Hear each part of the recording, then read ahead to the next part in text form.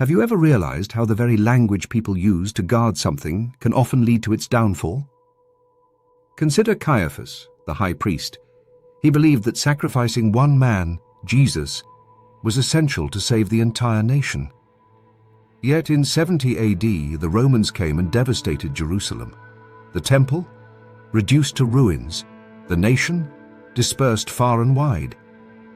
From those ruins, a new faith emerged, not based on the teachings of Jesus, but on Caiaphas's verdict. Rome then solidified it.